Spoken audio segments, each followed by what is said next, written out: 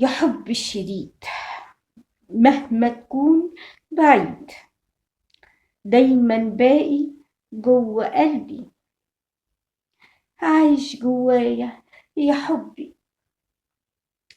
دي كلمة بحبك لسه بترن في وداني، وهفضل هقول بحبك وعيد تاني. بفكر في كلامك ونظرتك ليا وإحساسك. يا شوقي بلاش تمشي، ده فراقك جوايا وجعني.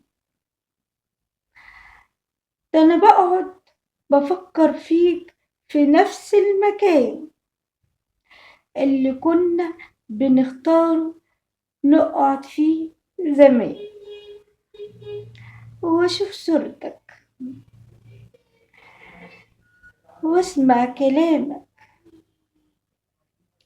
دي كلمة بحبك لسه بترن في وداني، وهفضل أقول بحبك وعيد تاني.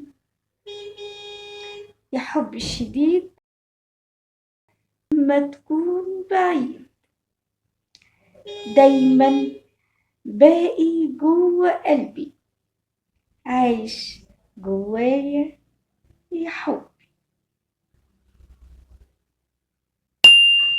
أشكركم على حسن استماعكم، ولكم مني وافر الاحترام.